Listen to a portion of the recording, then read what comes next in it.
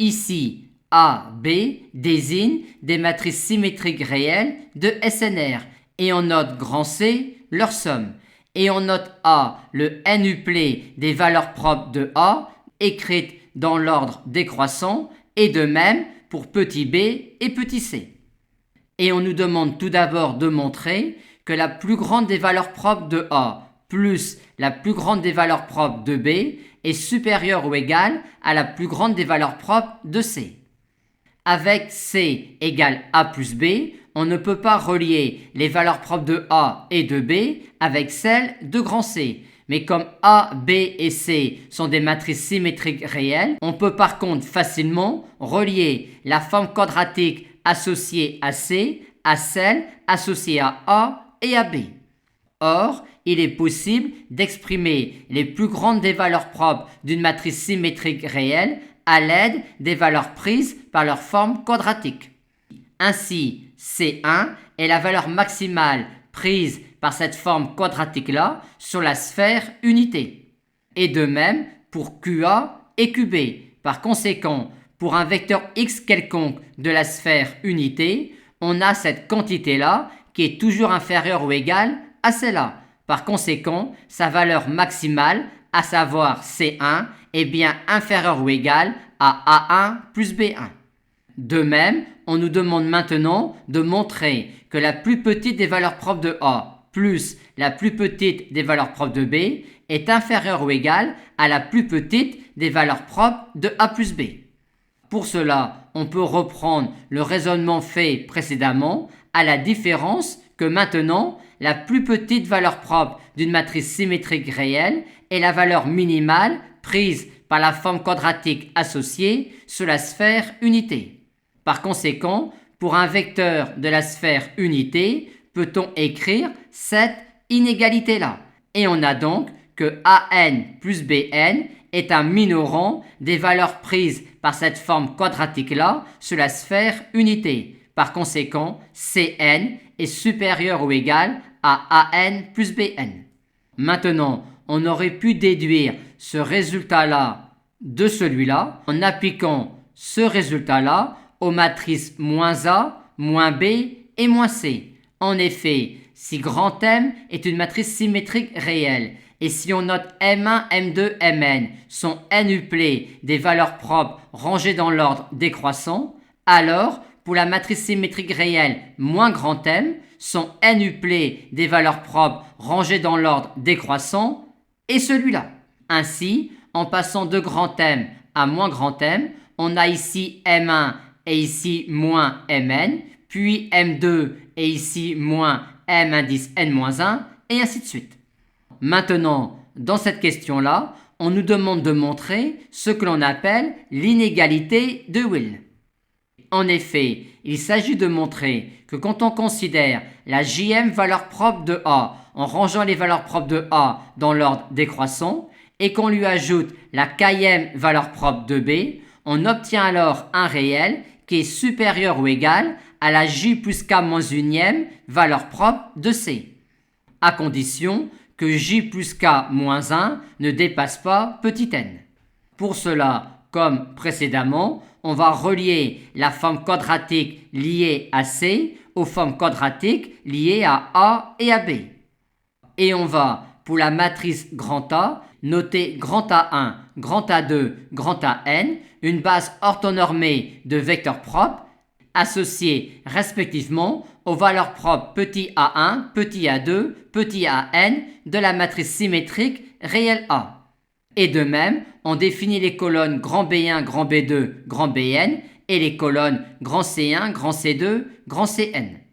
La jm valeur propre de A est alors la valeur maximale prise par la forme quadratique associée à A sur la sphère unité si on se limite au vecteur de ce sous-espace vectoriel-là. De même, la km valeur propre de B est la valeur maximale prise par cette forme quadratique-là sur la sphère unité si on se limite au vecteur de ce sous-espace vectoriel-là. Aussi, si on prend une colonne unitaire, s'il en existe une qui appartient à la fois à ce sous-espace vectoriel-là et à celui-là, on aura alors que pour cette colonne unitaire grand X, QC de X est inférieur ou égal à AJ plus BK. Or, la J plus K moins unième valeur propre de grand C est la valeur minimale prise par cette forme quadratique-là sous la sphère unité quand on se limite au vecteur de ce sous-espace vectoriel-là. Par conséquent, si on justifie qu'il existe une colonne de la sphère unité qui appartienne à la fois à ce sous-espace vectoriel-là, à celui-là et à celui-là, on aura alors, à partir de cette relation-là, que AJ plus BK sera supérieur ou égal à ce réel-là et que ce réel-là sera supérieur ou égal à CJ plus K moins 1. Et on aura donc gagné si on montre que l'intersection de ces trois sous-espaces vectoriels-là ne se résume pas à la colonne nulle. Or, ce sous-espace vectoriel-là est de dimension n moins j plus 1, ce sous-espace vectoriel-là de dimension j plus k moins 1 et ce sous-espace vectoriel-là de dimension n moins k plus 1. Par conséquent, la somme des dimensions de ces trois sous-espaces vectoriels-là est égale à 2n plus 1. Or, il s'agit là, là et là de sous-espaces vectoriels d'un R espace vectoriel de dimension n.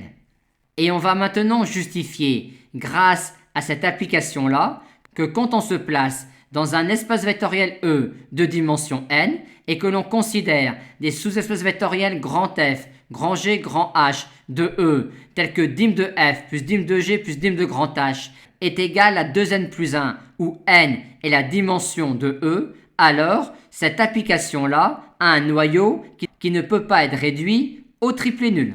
En effet, on a alors ici un espace vectoriel de dimension 2n plus 1 et ici un espace vectoriel de dimension 2n. Par conséquent, il est impossible que cette application linéaire-là soit injective. Aussi, existe-t-il un vecteur petit f de grand F, un vecteur petit g de grand G, un vecteur petit h de grand H, non tous trois nuls, tels que f égale g égale h, ce qui démontre qu'il existe un vecteur non nul qui appartienne à la fois à grand F, à grand G et à grand H. Et si on applique cela ici, on a bien l'existence d'une colonne X non nulle qui appartienne à la fois à ce sous-espace vectoriel-là, à celui-là et à celui-là. Et si on considère alors une colonne X unitaire qui appartienne à la fois à ces trois sous-espaces vectoriels-là, on aura alors cette quantité-là qui est inférieure ou égale à AJ plus BK et cette quantité-là qui sera supérieure ou égale à celle-là, ce qui démontre alors ce que l'on souhaitait. Maintenant que l'inégalité de Will est démontrée, on nous demande alors de montrer cette inégalité-là. Le premier souci, c'est que l'on a ici du C inférieur ou égal à, tandis qu'ici, on a du C supérieur ou égal à. Et pour remédier à cela, on va appliquer ce résultat-là, non pas aux matrices A, B et C, mais aux matrices moins A, moins B et moins C. Aussi, ce que l'on va montrer, c'est cela. Et on a, si on se réfère ici aux valeurs propres de grand M rangées dans l'ordre décroissant et aux valeurs propres de moins m rangées dans l'ordre décroissant, la valeur propre de moins c a la place n plus 1 moins j. Et ici, la valeur propre de moins a a la place n plus 1 moins j. Et ici, la valeur propre de moins b a la place 1.